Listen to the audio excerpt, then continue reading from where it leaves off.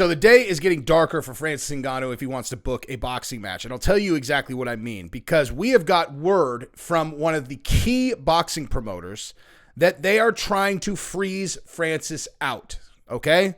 They are trying to freeze Francis out. Now, why would they do that? You know, why would they do that? Let me give you a hint. Because Dana is one of his best friends, okay?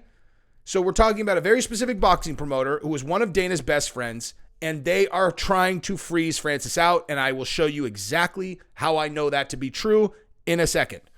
We're also going to talk about Zuffa Boxing getting revived. Now, I want in. I want in, dude. I really like the idea of having a job, you know, that I work for someone else. Doesn't sound that good unless it's Zuffa Boxing, okay? I am a very motivated gentleman, and I can see the vision for Zuffa Boxing as crystal clear as I have ever seen anything. I would love to be involved. But that is beside the point for this video, because first we're going to talk about Francis, and then I'm going to talk about that. Okay, so before we get into this super quick, just subscribe to the channel if you haven't yet. I appreciate you guys doing that. It really matters. Like the video, share the video, comment on the video, etc. Okay, so here is the deal. Eddie Hearn. You guys may have heard of him, right? Very, very big boxing promoter. There aren't that many of them, you know? That's the thing about boxing.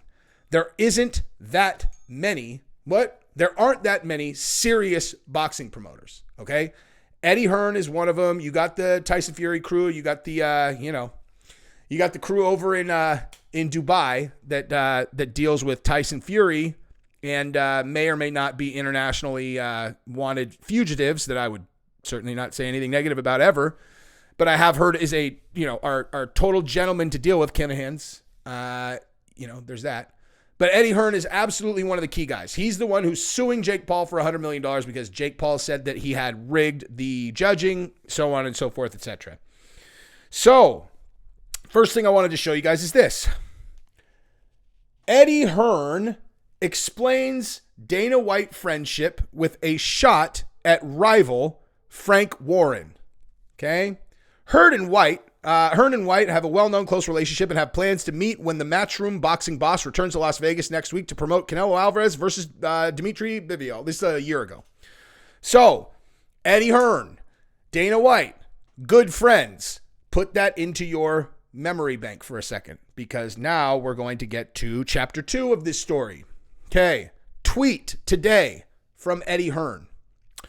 If Fury and Usyk doesn't get made and Anthony Johnson gets past Franklin, Fury versus Anthony Johnson, Wilder versus Usyk, winner versus winner for undisputed. Okay, so that's a good idea. What do you not hear in there? Okay, what do you not hear here? Fury, Usyk, Anthony Johnson, Wilder. Right? Now, what do those 4 people comprise? They comprise every option Francis has. If Francis cannot fight any of those 4 guys, it's a wrap for him. Okay? It's a wrap for him. Why is Eddie Hearn talking about who these guys are going to fight? I mean, I realize that might sound totally ridiculous. Like, he's like, what do you mean? He's the boxing promoter. I get it. But like, this is calculated. This is calculated. They're trying to freeze Francis out. They don't want Francis to get a boxing match. And listen, I just want to say this once and for all. If I were in Dana's position, I would do the exact same thing, and I would feel completely 100% justified in doing that. Okay? My opinion on this has shifted a bit, and I'll tell you why. I heard Chael say that he made $9 million for the Anderson Silva fight, the second Anderson Silva fight. He made $9 million. Okay. He wasn't even the champion, you know? Like, Chael wasn't even the champion for that fight. And he made $9 million. I know that Dustin Poirier made $10 million for the second Conor fight. I know that Nate Diaz made $10 million for his second Conor fight. I know that Conor makes an enormous amount of money. I know that Izzy is making $7-8 million. I know that John Jones is making $10 million a fight now. Bottom line, guys make money in UFC. I know that Francis was offered, I think he turned down an $8 million signing bonus or something like that. Okay, the UFC, like, the idea that they're just like robbing people blind is ridiculous. And so I want you to put yourself in the position of the UFC for this one moment, okay? If Francis is able to get a boxing match where he makes a bunch of money, he is going to completely upend the UFC's business. I understand. Now, I'm not saying that Francis shouldn't be trying to get a boxing match, of course. But what I am saying is Dana going around and trying to block his ability to do that that's not unethical. That's just smart, because they look, they're like, who would Francis be if it wasn't for the UFC? No one, right? Now, again, this is not me saying that the UFC's right. That's not what I'm saying at all. Francis is right to try to go get that money. UFC is right to try to block him from getting that money.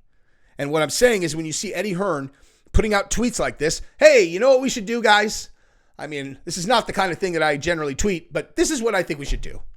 We should go Anthony Johnson against, I don't know, Deontay and Usyk and Tyson, and then like the winners fight each other, and then, you know, whatever. Just no one fights Francis. Like, just no one fights Francis under any circumstance. No one fights Francis. He goes to ONE FC and he rots out there in Singapore, and that's the end of that guy. That's it. He signs over there. He makes whatever money he's going to make, and he beats the tomato cans they have at heavyweight. The end. That's it. That's a wrap for you, Francis. So, yeah, I mean, that tweet seemed highly evident to me that is what they're doing. It's not just that.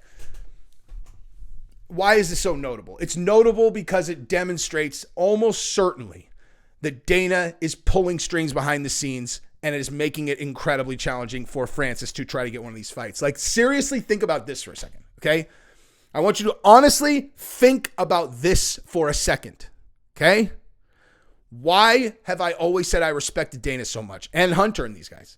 Is because the game they're playing is the most ruthless game of human chess there is, which is my favorite thing in the world. I love it, dude. I love it. I love it. I love it. I would love to talk to both sides and strategize against each other, not because I'm trying to be devious. It's just because I love the game. I love it. I love thinking 10 steps ahead. Like I've advised people in situations like this before, and I've told them like things like this, where I'm like, look, man, what's one of the real major bugaboos that they have? It's like he feels like the organization really treated him wrong and spoke negatively about him in the press. And I'm like, all right, so here's what you do. You tell him, you go to the organization and you tell them that in the new contract, you want a non-disparagement clause, which means they're not allowed to speak negatively about the guy. All right, so what's the play? Well, the play is there's no way that they're going to put that in the contract. Absolutely none. Because the second that they do that, if they say something like, well, he came out a little bit sluggish tonight, per the non-disparagement, they may have just violated a non-disparagement clause. There's absolutely no way they're going to put that in there. None, right? However, I mean, their lawyers won't let them. They would be stupid to accept a non-disparagement clause in an independent contractor contract with a person where you're going to inevitably say something negative about their performance at some point. There's no way they'll take it. So you put that in there and you ask them to put it in there so that when they reject it, you bring it back to your fighter and you go, look at this. They refused to even just legally say like, yeah, we won't trash your fighter. We won't that's a problem for us. Like we really need the right to be able to speak negatively about the fighter in public. Like this is a problem for us. Like we just asked them, hey, can you guys just contractually agree to like not disparage the fighter in public? And they wouldn't even agree to that, dude. They wouldn't agree to that. Okay. It's possible that I recommended that to people, but that's just, I mean, listen, is it a Machiavellian thing to do? Definitely. But if you have a goal in mind, then, you play the cards that you're dealt. Now, why would you want to do that? Well, if you're trying to put a wedge between the organization and the fighter, that's what you would do. Now, let's say hypothetically that was a real scenario and the organization knows that there's a wedge being put in between them by a party and they are trying to sign this person. What's their move? Their move is to try to get rid of the person who's trying to put the wedge in there, right? So they're like, all right, well, we have a problem, a communication problem. This guy's hard to deal with anyway, and this person's making it even worse. So let's get rid of this fucking guy. Now, that was not a real scenario related to this. However, the situation with the UFC and Francis, I laid out exactly what the problem was. They thought that his management was making it impossible to sign him, right? That's why they were going out in the public and they were saying, one of the reasons that they were saying like, oh, he has terrible management. These guys don't know what they're doing and blah, blah, blah, blah, blah, blah. And they were trying to divide them because they knew the management was recommending that he goes and boxes. So they're like, let's get rid of the management. Okay. So what was the outcome there? Like, what was the outcome there? They got CAA to shut down their entire MMA division. Not get rid of the manager. The entire company. They got CAA to shut down the entire MMA division. If you think the UFC was uninvolved in that, seems like one of the most, I don't know, like, oh, wow. Jeez. I mean, we've been trying to divide and conquer this whole time, and somehow our main adversary they shuttered the whole thing. Like, we had nothing to do with that. I don't know, man. Yeah. I have no idea. Yeah. CAA, number one competitor of Endeavor, that owns UFC. And yeah, no, they just decided to shut it all the way down. All right. Sure. But, yeah, the UFC, they are strategic gangsters. I love watching them work, dude. I really do. I love watching them leak stories and then trying to figure out what they're doing. I love it. That's why I want on Zuffa Boxing. Because I want to be on that side of the curtain. I want to strategize against all these fucking donkeys that are trying to bring it, dude. Give it to me. Put me on the strategy team. Wait, so what are they saying? The non-disparagement agreement. It's just an example of a thing that I would do or did. Consider it a job interview. Anyway, so what else we got? I don't know. So many other things going on.